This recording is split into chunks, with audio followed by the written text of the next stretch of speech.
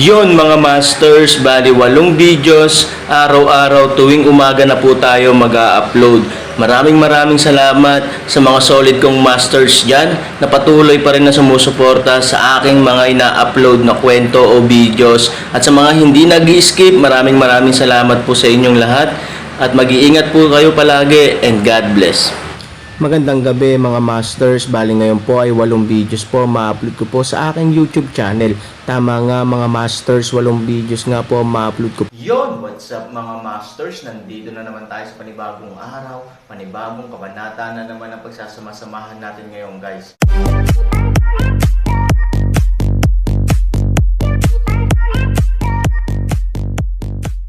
Bali mga masters, kung bago ka pa lang po sa aking YouTube channel, please click the subscribe button, lalong-lalo na po yung notification bell guys, para maging connected pa rin tayo sa isa't isa at maging updated kayo sa mga susunod ko pang video.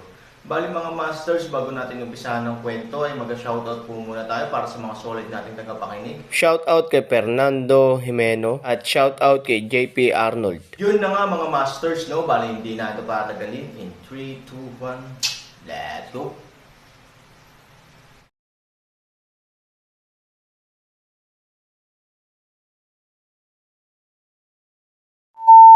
Ang lungsod ng Qinglong ay binubuo ng 17 bundok, na tuloy-tuloy. Sa di kalayuan, ito ay parang berdeng dragon na nakahiga ng paalang, kaya pinangalanan din ang lungsod na Qinglong.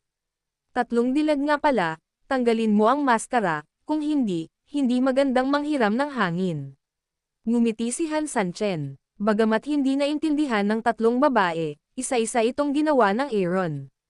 Una si Qin Shuang, pagkatapos ay si Ivory, at panghuli si Fuli. Nang tanggalin ng 3 babae ang kanilang mga maskara, nagdulot sila ng matinding kaguluhan nang pumasok sila sa lungsod. Along the way, maraming lalaki ang may sidehead attention, kahit babae minsan ay hindi maiwasang tumingin pa.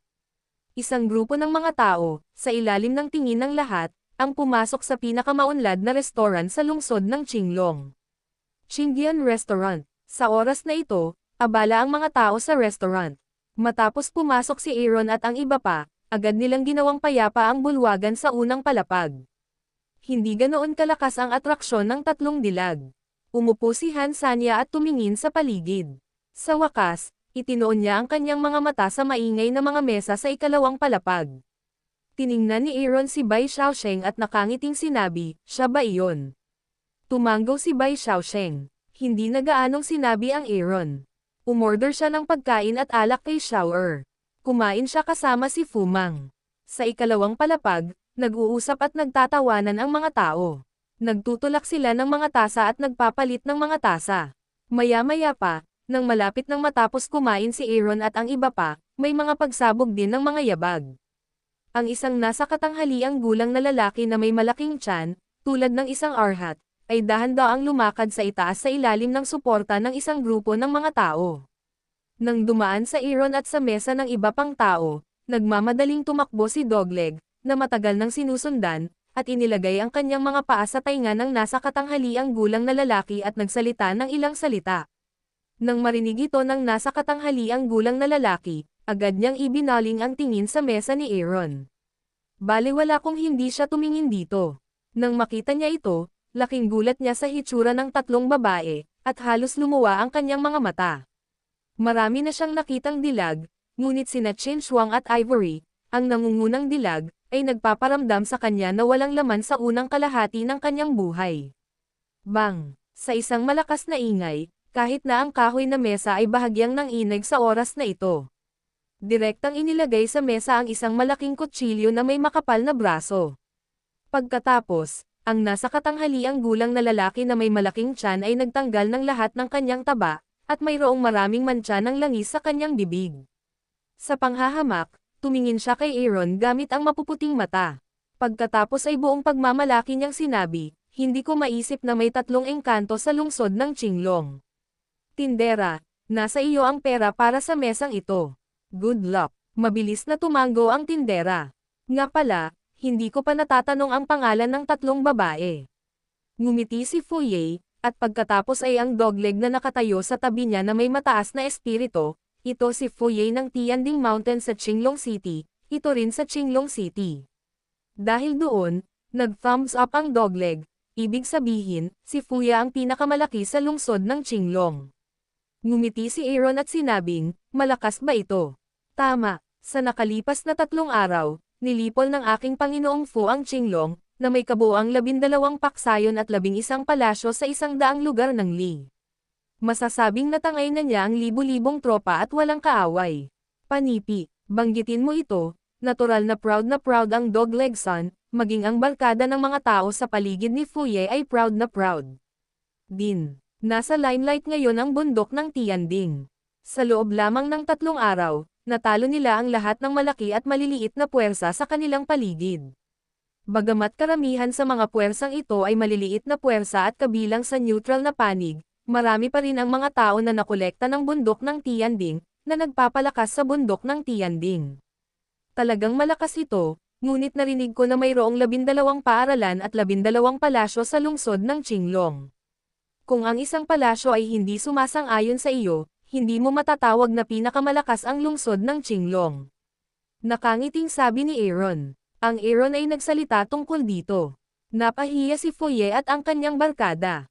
Ngunit hindi nagtagal, malamig na sinabi ng mga paa ng aso, may natitira na lang na palasyo sa Baguio. Bukas na ang kanilang kamatayan. Aaron shook kanyang ulo, nuno bibig, sa tingin ko ay hindi. Nang marinig ito, agad na nag-init ang paa ng aso at direktang ibinagsak ang tasa ng tsaa sa kamay ni Aaron, mabahong bata, ano ang pinagsasabi mo? Nang makita ito, agad na tumayo sina Fumang, Qin Shuang at iba pa para bumunot ng kanilang mga espada. Ngunit ngumiti si Han Sanchen at umiling sa maraming tao. Kinuha niya ang teapot sa mesa at nilagyan ng tubig ang tasa niya. Biglang nagbigay ng malamig na ngiti si Fuya, hindi nang ahas na pigilan ni Aaron, na inaasahan niya. Pagkatapos ng lahat, mayroong 70,000 tropa na nakatalaga sa labas ng lungsod. Not to mention these people, kahit ngayon libo-libo na ang mga tao. Ang pinakamalaking palasyo ng Baguio sa 12 sekta at 12 palasyo ay napapaligiran nila. Nasa panganib sila. Sa oras na ito, iwinagayway din ni Fuya ang kanyang kamay, na nagpapahiwatig na ang dogleg ay hindi dapat masyadong nasa sabik, umuungol anong dagandong, Sampain, pabolaykan mo ako, huwag mong takutin ang 3 dilag sa harap ko. Tumango ang dogleg at umatras. Then, Fuya disdained to glance at Aaron. Fuya holds 70,000 troops of Yunding Mountain. Mahirap bang lipulin ang palasyo ng Baguio? Sa tingin mo ba ay mababawasan ka ni Lord Fu? Then, Fuya looked at the 3 girls with pride. By the way, 3 beauties, I heard that all of them are top beauties in the Baguio Palace, and they are not old for thousands of years. Alam mo ba kung bakit?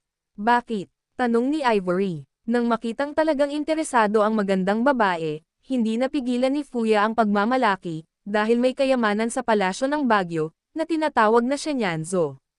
Hanggat dalhin mo ang perlas na ito, ikaw ay magiging bata magpakailanman. Wow, kamangha-mangha ba iyon?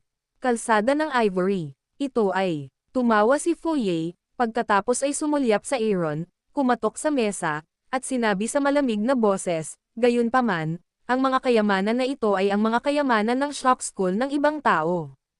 Walang sino man ang maaaring humipo sa kanila, lalo pa ang pagkuha ng butil. We lucky lord, iba ang strongman na yan. Dogleg lang ang tamang paraan para magyabang. Sinulyapan ni Aaron si Master Fu, ano? Kailan may kinalaman ang malaking tiyan sa malakas na lalaki? Ito ay talagang isang grupo ng 8 mga kalamnan sa tiyan. Ito ay isang 3 malinaw at isang hininga, hindi ba? Panipi, sa sandaling ang may lumabas na salita, hindi napigil ang tumawa ng 3 babae. Galit na galit si Fuya na naging berde ang mukha niya kaya natuwa ang ilan sa mga nasasakupan niya sa mga salita ni Aaron. Anong 3 ang naglilinis ng isang gas? Gayunpaman, bago pumili ng mga batang babae, tamad na kinausap ni Fuya si Aaron at nagmadaling nagpaliwanag sa 3 dilag, huwag makinig sa kanyang kalokohan. Ang mga kabataang tulad nito ay walang anumang mga kasanayan. Umaasa sila sa isa, ang mga tunay na lalaki ay umaasa sa kanilang kakayahan. Si Ivory ay natatawang tumingin kay Aaron, pagkatapos ay tumingin kay Fuye at tumango, ano ang kaya ni Master Fu? Panipi, Kung handang makipagkaibigan ang tatlong dilag kay Mr. Fu, ibibigay ko sa kanila ang beauty pearl bago lumubog ang araw bukas. How about that? Nakangiting sabi ni Fortune. With that, pinandilatan niya si Ivory at ang tatlo pang babae. Pwede kang makipagkaibigan sa iyo ng tatlong beauties, pero ang kinakatakutan ko ay masyado kang nagsasalita.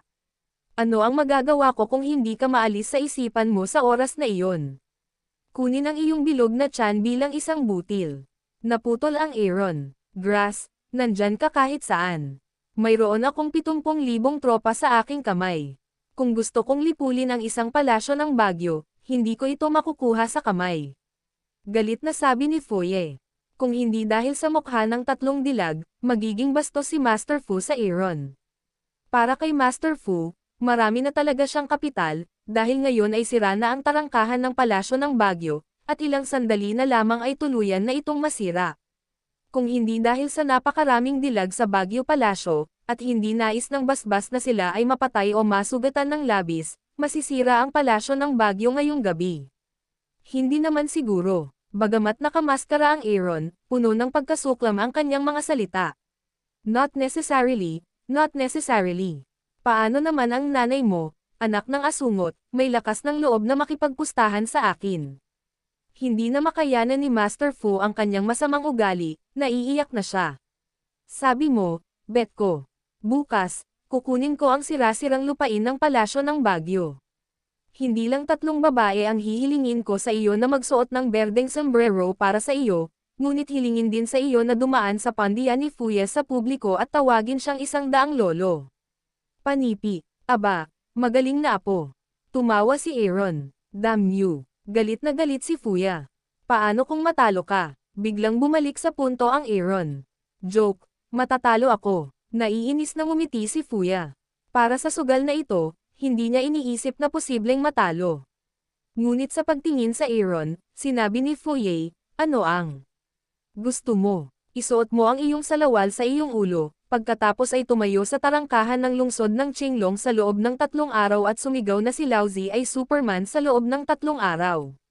Paano iyon? Nang marinig ang taya na ito, ilang babae ang muling ngumiti, lalo na si Su Yingxia, na direktang tumawa, dahil para sa iba, mas naiintindihan ni Su Yingxia ang Superman at underpants. Pula at asol ang mukha ni Fuya, at pinagtawanan siya ng isang magandang babae. Hindi niya talaga matiis. Higit pa rito, masyadong kakaiba ang taya ni Aaron. Para lang magmukhang masama, damn you, pervert ka pala. Hindi maintindihan ni Fuya. Ano ang silbi ng paglabas at pagtayo sa tarangkahan ng lungsod? Gayunpaman, hindi siya nag-aalala tungkol sa mga sugal pagkatapos matalo, dahil hindi siya maaaring matalo sa lahat. Okay, something ito, ipinapangako ko sa iyo. Pinandilatan niya ng mata si Aaron, iyong berdeng sombrero, ihahatid na kita. Tara na. With that, he patted the table, galit na inakay ang isang grupo ng mga tao para diretsyong lumabas. Bago umalis, ang paa ng aso ay tumingin sa Aaron ng masama at dumura sa lupa. Aaron smiles. Hindi niya pinapansin ang ganitong klase ng maliit na lalaki. Tinitingnan niya si Bai Xiaosheng. Tapos tinapik niya yung braso niya.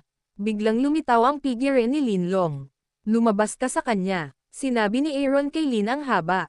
Tumango si Linlong, naging nomenan, at lumipad palabas ng restaurant kasama si Bai Xiaosheng. Sa isang lugar sa Qinglong Mountain.